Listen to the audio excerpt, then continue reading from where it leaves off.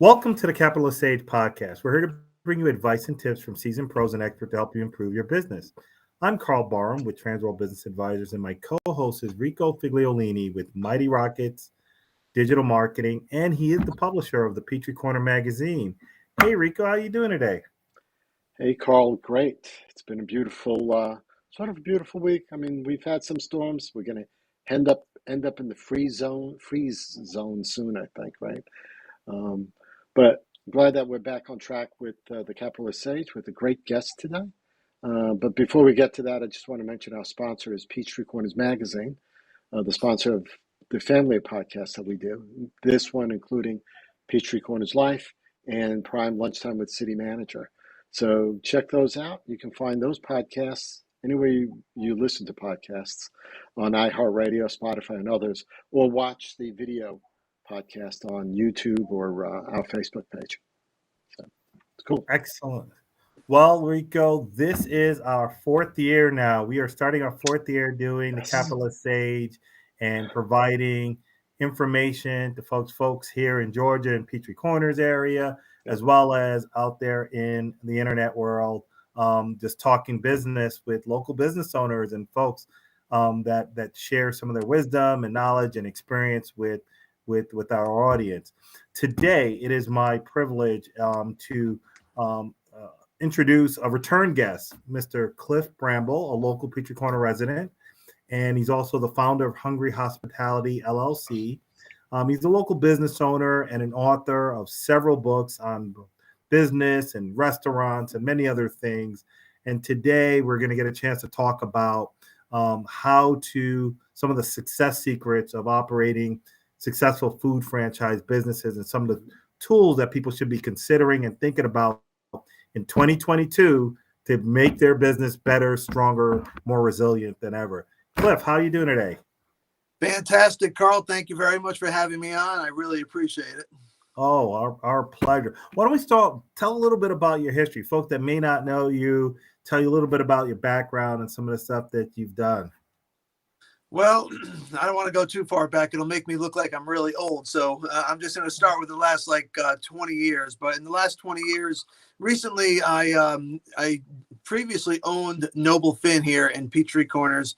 And unfortunately, COVID really shut me down pretty quickly over there. But before that, I was a co-founder of Rathbun's Restaurant from 2004 all the way until 2020. So that's about 17 years over there. And, it was a great ride. We opened up Rathbun's, Kevin Rathbun Steak, Krog Bar, KR Steak Bar.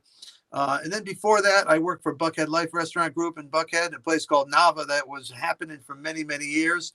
And I've owned a couple of the businesses before that. And then I was in California before that, opening up hotels in Southern California, all the tough parts, La Jolla, San Diego, Rancho Mirage, Palm Desert, it was all the tough parts.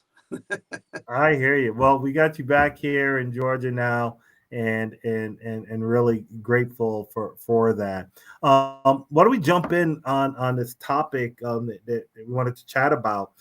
When I talk to business owners all the time, there's a large amount of folks that own and operate franchise. And one of the most amazing things to me, franchise is a great opportunity for those that want an established structure and brand that they can focus on executing and operating a business, and they don't have to think of everything from scratch. But one of the key components to success is really just the fundamentals of operating a business, and especially a restaurant or a food-based business. And so I'm wondering if we could talk a little bit about some of the things you've learned in running, especially a restaurant food business, that you think a lot of franchise folks don't really get about being successful. Anything that comes to mind to start? Well, the first one would be the marketing. And simply because I have had one or two franchise clients over the years, and the marketing is always the most important factor, especially when it comes down to individual owners owning a franchise. So I say marketing is always the first one. Absolutely. Well, let's talk about marketing for a little bit before we jump into the next one. Most franchises, one of their selling points is we help you with marketing, and there's whether it's national campaigns going on or they might provide marketing materials and signage and logos and so on. what are some of the things that you think as an individual local business owner they should be focusing on and investing in marketing? Why don't we start about with how much would you recommend people invest? How much of their revenue, or do you have any ideas around that? And then what specific things they could be doing? Well, yeah, there's a little a percentage wise that people have spoken about over the years, saying 1% of your sales really goes to marketing or advertising. I say marketing rather than advertising, but for the local people, the most important part of the franchise, especially being a local franchise, I have not been one, but as far as somebody being in local, is really knowing your surroundings. And now people can spend a lot of money on marketing, but if they're doing social media and they're doing area and they're collecting people's information, for example, if they are a restaurant, and even if it's a small bread company, for example, or a small little sandwich place, everybody who's walking in, if they can get their customer email and their phone number and know them, you know what? Having that as a social media base and a direct marketing so that they can send people information is a huge benefit. Absolutely. When I think about businesses, especially when we look at selling a business, we typically talk about their marketing strategy they do. Something that's appearing more and more now, they talk about the number of followers, their digital marketing, their so as an actual asset. It's not something you can touch and feel, but it is an asset in the business that can be quantified. And what you're talking about, capturing their information, getting them to follow them on social media, could actually have value beyond just generating more sales. There's no question about it. And I'm just finishing up a book called The Marketing Side of Restaurants. And I will tell you, the part of one of the areas in there, one of the chapters is specifically on this. And the reason I say this is because there was somebody who, a client that I had previously, it was a hair salon. And I'll give a quick example. The hair salon, they were wondering why they were having problems. Number one, they weren't making enough money. That was the first problem, right? It usually is. So I said, all right, let me come in and check it out. And as I looked at everything, I said, okay, well, what do you want to do? And the response was, well, we want to close this and we want to move up to another place and up the street because it's a better location. So ultimately, I said, well, all right, where is your database of all your individuals, all your clients? We don't have a database. All we have are first names, and we have some people's phone numbers. So my response was, well, if you move, how are your customers all going to know where you moved? So in a matter of very quick time, because they had so many people's phone numbers, they ended up getting people's names and numbers, using them on Facebook, using them on Constant Contact, even MailChimp, and it really helped them tremendously. Well, that's one of the things. Sorry, Rico, that the franchise. Are you finding anything different over the last year or so with marketing because of COVID? Even has any new innovations happened over the last year or two?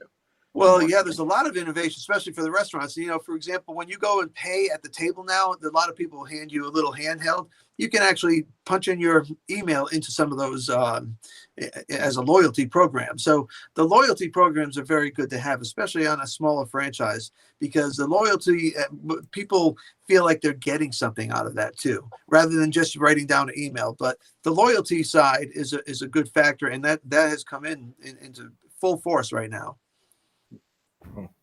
Well, I know the top line in revenue is always important, and franchise owners very often will just 100% depend on the franchise to do their marketing. But if I'm hearing you right, doing your own marketing and develop, they don't help you with they may give you the tools, but if you don't use them, you're not really going to get the benefit. Well, it goes back to that whole, you can lead a horse to water, but you can't make him drink. You can have all those people coming in, but again, your goal is, if you can, somebody told me many years ago, if you have a guest in your restaurant and if you call them by their name 7 times within that time that they're there, they will be back within a week. And that's a huge factor, getting to know the people. And I know, a lot of franchises will pay the 4%, 5%, 6% every single week or every month, depending on how they have it set up. But knowing the local market is very important too. And I think that as the smaller franchisors work, in their area, they know their customers rather than the franchisee who may be 6 states away. No, that's such good.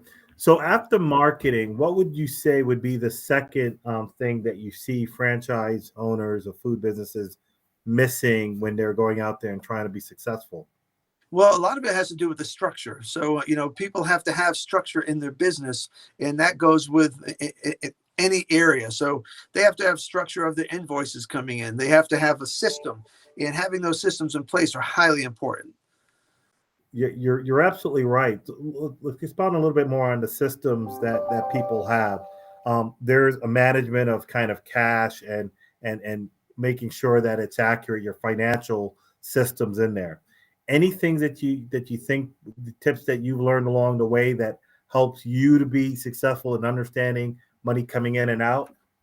Absolutely. Number one is the first part is the invoicing, because if you don't have a system on your invoicing, um, those invoices come in, they come in every single day. If you don't have a system, the invoice comes in, it goes to the invoice box, it gets checked, it gets designated to a special account, and then it gets logged into the chart of accounts, into the computer or the accounting program, and then it gets filed. If you don't have that set up, you're just going to have a problem, because at the end of the month, you might think that you did fantastic, but you may be missing 5 or 6 invoices.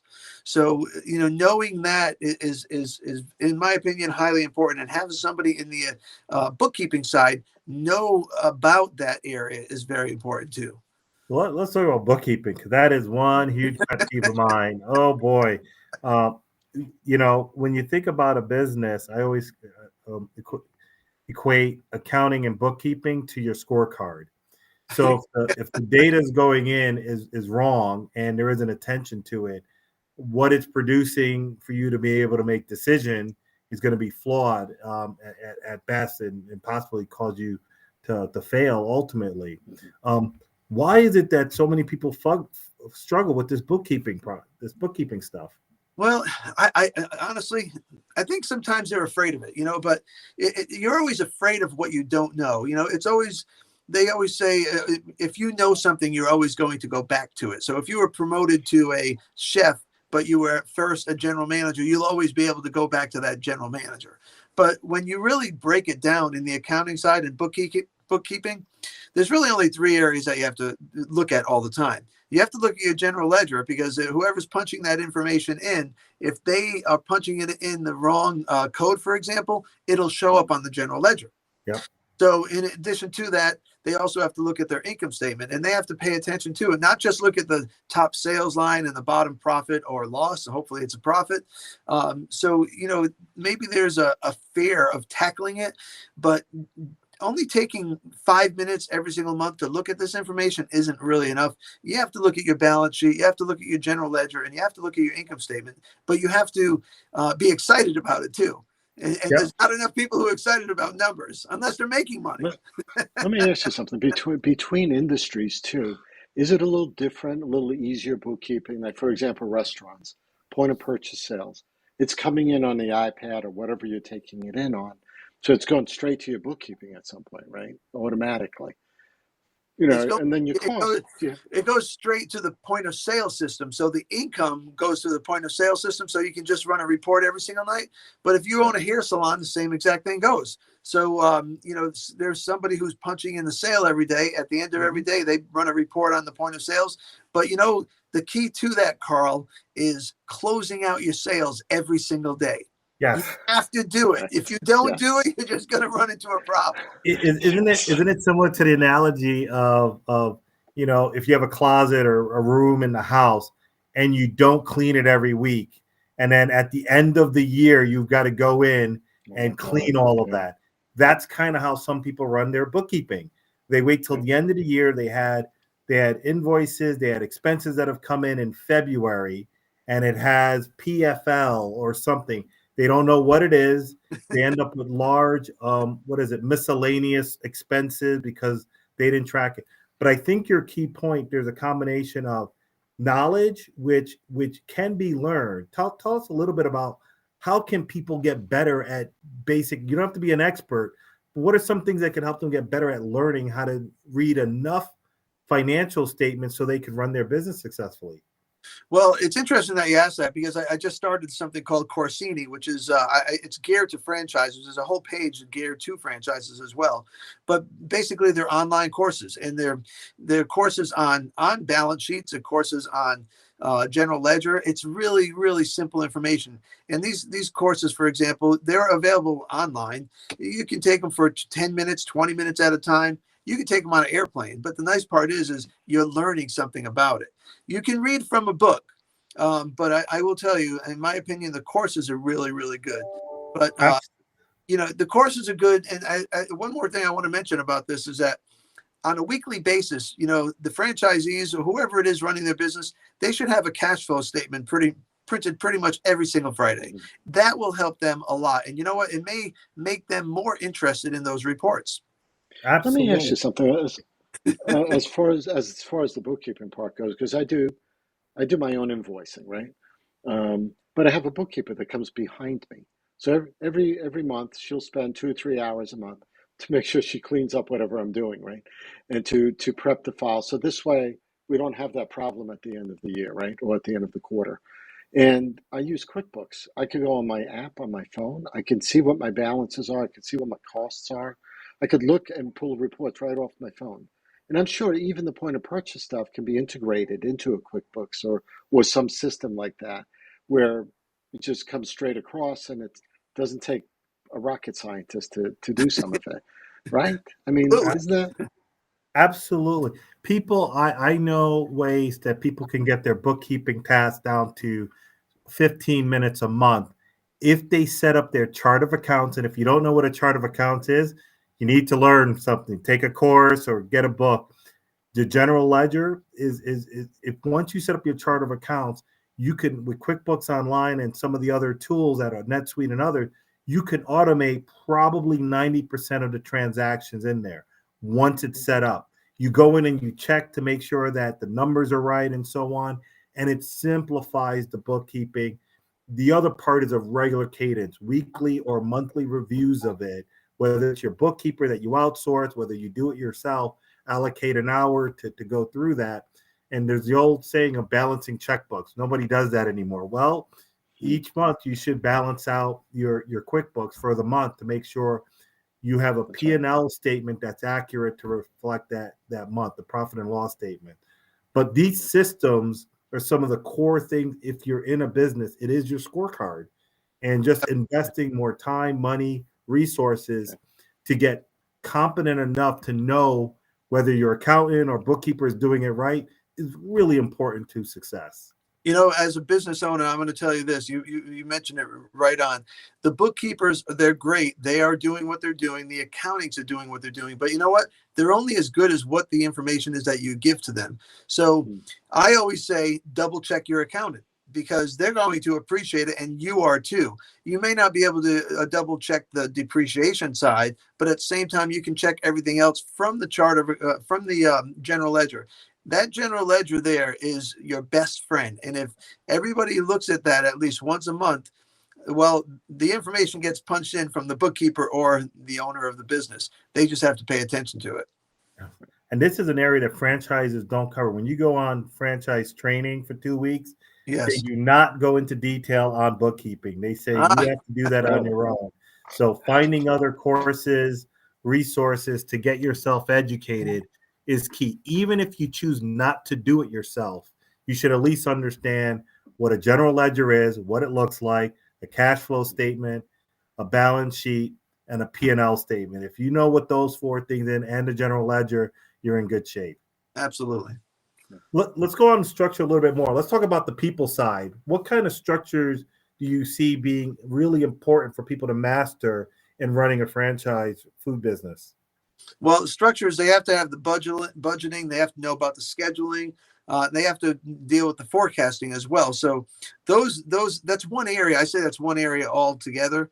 There's three areas in one. But if they're creating a structure with their budgeting and they're doing the same thing every single week, every Friday they get their cash flow. Every Monday they maybe send out all their checks. And they're doing the schedules every single week, and the schedules are based on their sales. So the sales go back to the budget. It all kind of works all hand in hand.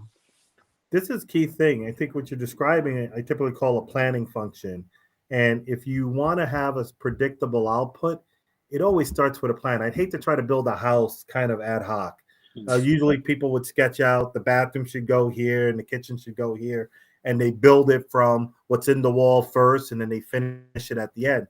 Well, with a business, having a plan of knowing what you're going into, how much labor you're going to need, what's your material costs. So each week you can compare it to what you plan, some target. If you know you typically spend $5,000 a week on food, at the end of the week you check. If you're 3,000, you know you did better. If you're 7,000, you want to know why. If you start getting multiple weeks of that, you can make an adjustment or a correction before the end of the month where you now have to register a loss. Bingo. That's exactly right. No, these are critical things. What about on the people side? Hiring, onboarding.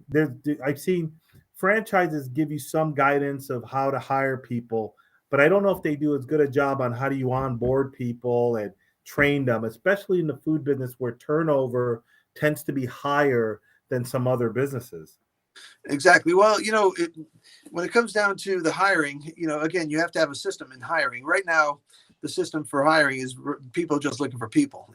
They need bodies, but at the same time, there's a lot of people hiring, and you got to hire the right person, because if you hire the wrong person, there's a saying out there: it's easier to hire somebody, it's tough to fire them. And in Georgia, that might be a little different as a right to work state, but you want to hire the right people, and you want to interview the right way as well. And somebody came up to me the other day, and I said, "Oh, how was your interview?"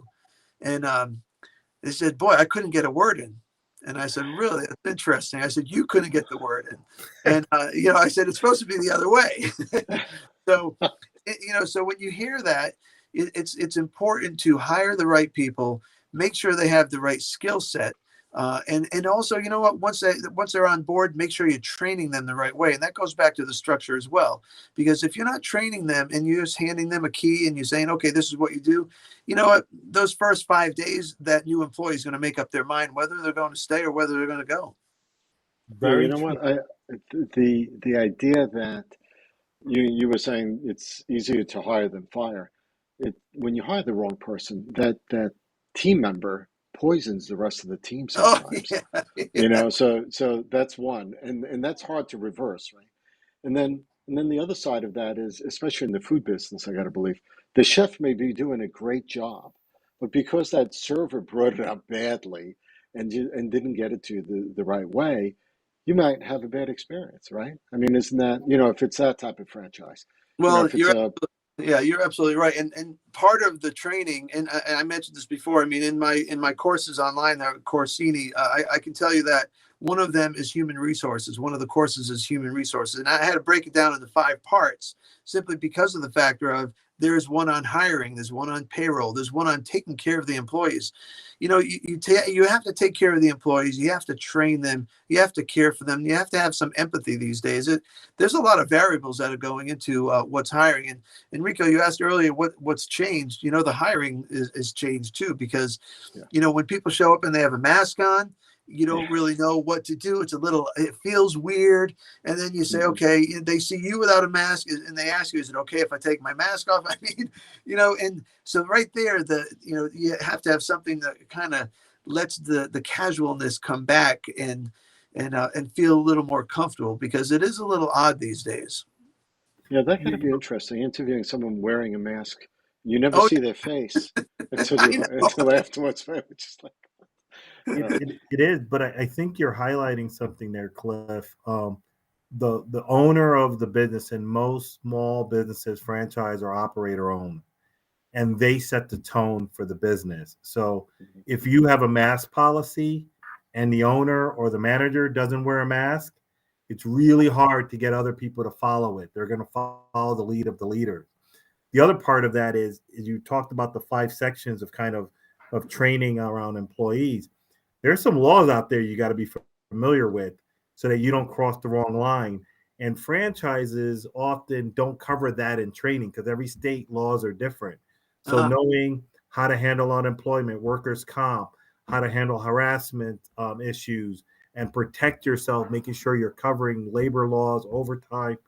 there's a whole bevy of laws that you need to be aware of. You don't have to be a master of, but you need to be aware of, and you need to let your managers know and your employees know these specific things if you're going to have employees in your business.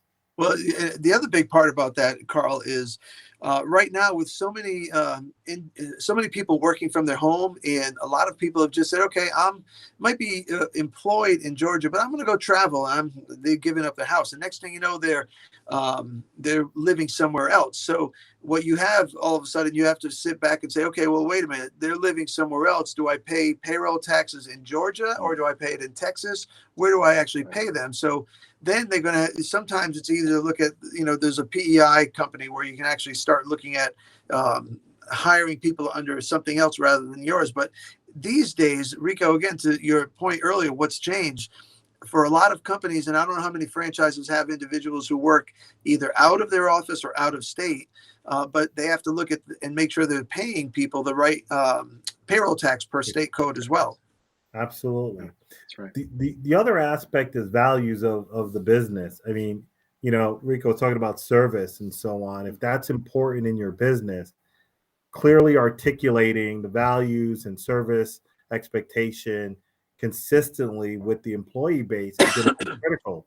And if you're suffering from turnover, where every 3 to 6 months you're bringing on new people, you need a system in place to constantly train and retrain those people, and it's got to be something that's on demand, that's accessible, etc. For that. So these are some of the things, investments that people should be considering in 2022 if they really want to start seeing major shifts in performance in their business. Well, the consistency is key, because part of training, and honestly, part of the reason why I came up with some of these courses is the consistent training. If you have, and I'll give you a good case in point, if you hire somebody and you continuously have turnover, you have to ask your question: is it you, or is it the person training? In addition to that, as an independent, for example, if you're a franchisee or franchise, and you're doing the training, that's great. But what happens when you step away? Is somebody training them the same exact way? And there's no way for you to quantify that unless you're having tests and you have a structure. But the on-demand courses that are out there right now, especially what I'm doing with the Coursini, I mean, it makes it easy, and it's consistent, and it's a consistent message that will keep people employed and hopefully excited about their job. I've seen some of these systems, people can invest in under $10,000 a year, under $20,000 a year, yet avoid much higher costs from either non-compliance or not being able to cover all the topics because managers are doing 3 or 4 jobs at a time. There's a lot of hidden cost in not addressing this training / putting these systems in place for their business.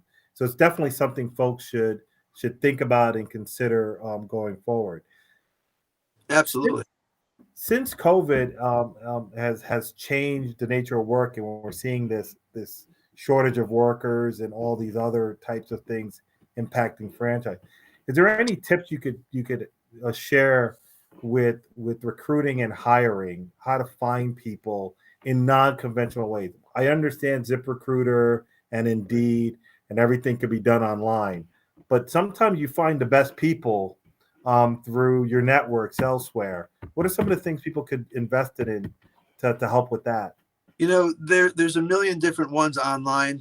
There's one, I won't mention the name, but I know if I put something on there, I'll get 100 resumes from 100 different states and all different countries. And so you want the right one, but the one area that works the best is the employees that are working there. Ask them for their friends, because people like to work with people that they know, and they're not going to bring in somebody who's a slacker, for example. They want to work with people who are actually good people. So in my opinion, asking those individuals if they could recommend any friends is a very important aspect of retaining your employees. It has to be people who are good and they want to work with each other. But when you start looking elsewhere, I always say this: you've got a 50-50 shot when you're hiring from somebody from the outside. You've pretty much almost got 100% shot when you're hiring somebody who's a friend of somebody who works there. But more importantly, you have to take care of all the employees. You can't go to your employees if you're just not the best manager and you're always asking them to bring people in, because they're going to say, well, I don't know if my friend's going to want to work with the person. Right. Treating the employees and hiring, they all go hand in hand. You have to take care of the people. It almost sounds like, if you're getting it from a team member, they're invested in that team, right? Because you don't want, like talking about before, you don't want someone that's going to be a slacker, let's say, and then everyone's looking at that one person saying, we're doing all the work. He's like always taking the 10-minute break doing something else, or she. But yeah, no, that makes a lot of sense. I've found that referrals from personal people makes a lot more sense. In, in Absolutely. our business, we actually pay for referrals. So if one of the team members refers somebody successfully, we pay referral bonuses for folks, and as part of. But I think you're hitting on the key point. The work that needs to be done first is making sure that you're in an environment that people want to refer into. Think about it this way: if your own employees are not excited to refer people to come work with them, what you're looking at is probably employees that are at risk to leave. Uh, Yes. so if they're getting feedback, back in there was a time when people used to get employee surveys or feedback. You don't have to hire a fancy company to get feedback. Have lunch with your employees. Ask them how things are going. Ask them their opinion. Ask them how you can improve and how the business can improve. Or you can do a survey yourself, but get the feedback so you could improve the things that might be poisoning some folks in that work environment. It could be a manager that you love, but treat everybody else terribly. You need to get that feedback, that 360 feedback to help address those. Great point. Absolutely. Well, listen, Cliff, I mean, I really appreciate some of the insight that you shared with us today. I do realize that, when you're operating food businesses, it's already challenging with very slim margins. You get some help with a franchise, owning a franchise, but just, we wanted to make sure people realize whether you own one today or you're thinking of owning one in the future, there's gaps in the information that you get from the franchise. Not intentionally, they just can't cover everything. And supplementing that with whatever resources, investment in time and money to help train yourself, your managers, and your team. And Cliff, some of the work you're doing and sharing out there and what you've developed and what other people have developed is really hoping to hit that. Why don't you tell us a little bit more about Coursini and the franchise course that you developed and share how can people find out more? So they can go to Coursini.com. It's Coursini.com. It's really made of mini courses. That's really how I came up with the name. It sounds like it's Italian, but I don't think it is. But it's basically there on the franchise side. There's about 40 different courses in there, from finance to marketing to hiring individuals to running a business, starting the business. I mean, there's a lot of stuff in there, and so we've made them really reasonable on a subscription basis. In addition to that, I just started. I'm just finishing this book. It's called The Marketing Side of Restaurants. This is the last of the two of the series. The other one was the business side of restaurants.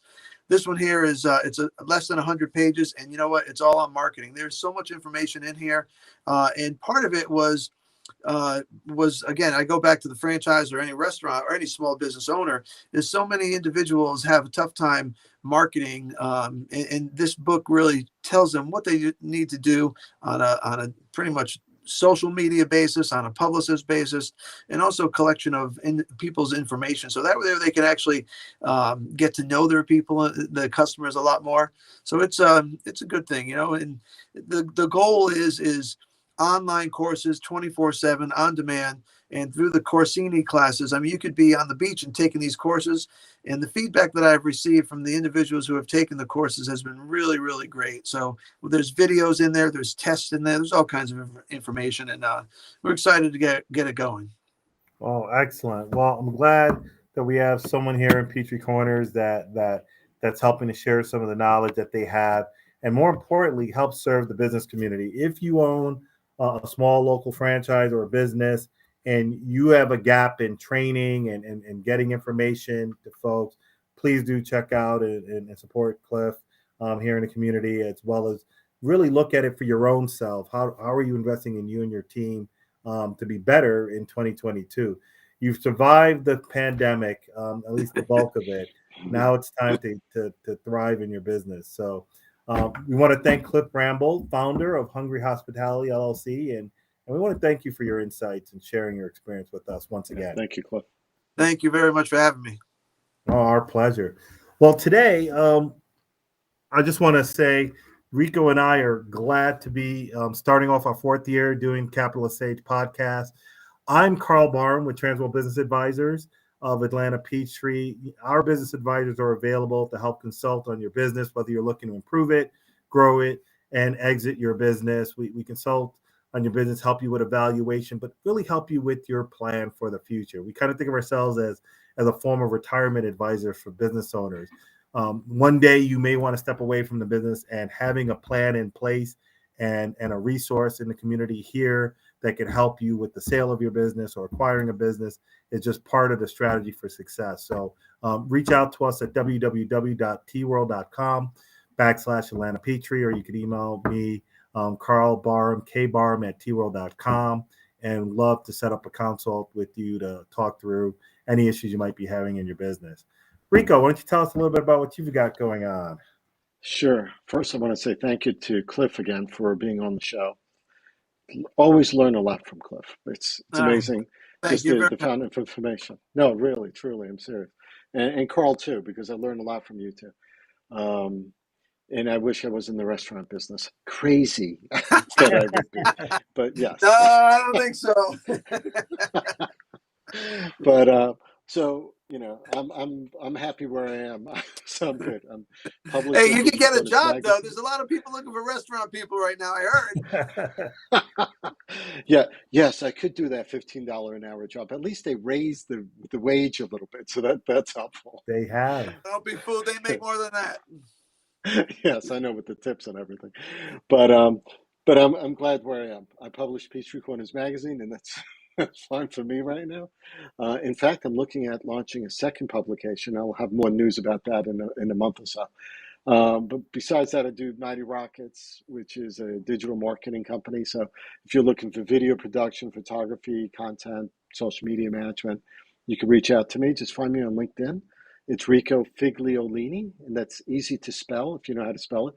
Figliolini. I'm one of maybe two or three on there, so it's easy enough to find me. The other one would be my brother, and he's in Canada, so you can't use him. He's not in this business. But I'm excited because we're working on the next issue. We've just put out our largest 88-page issue just this month, actually beginning of December. We're working on the next issue right now, which is the Best of Peachtree Corners, a Reader's Choice Award. Oh, So great. we're in the midst of a survey right now, and so far, within a week, we've had over 400 respondents on it. So it's going to be a nice Rico, survey why don't you tell us how do people access the survey? Where can they find it? Sure. So if you go on to livinginpeachtreecorners.com, you'll scroll down just a little bit, and you'll see a graphic there that says Reader's Choice Award Survey, and you can take that survey there. And 5 of those that actually participate in this will get a $75 cash Visa gift card later, drawn at random.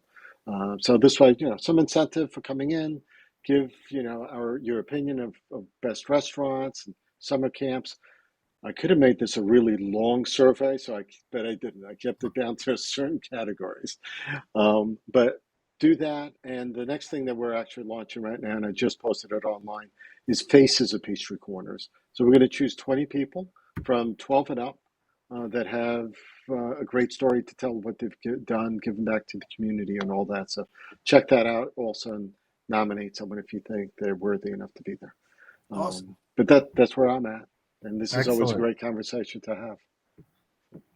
As I've been driving around too, just a heads up for folks, I noticed a lot of the local schools are having open houses over the next couple of weeks. I think Wesleyan, Cornerstone. If you got young kids looking for schools, it's that time of year where people are starting to think about schools for next year, next season. So check out online, and all the local schools are having their open houses right now. Greater Atlanta Christian and all the other private schools and public schools. Go check them out.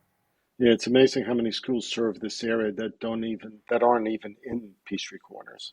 Woodward Academy. There's a bunch of places. Brandon Hall. Um, so Wesleyan, obviously, Great Atlanta Christian, Cornerstone. Yeah, of the private schools anyway. So Absolutely. Well, we want to thank everybody again. Tune in. We have a great schedule of guest speakers and guests for the show for this year. We're going to keep doing this and sharing, talking about business. It's kind of like inside baseball, inside business for Peachtree Corners and surrounding areas. So thanks everybody for your support and look forward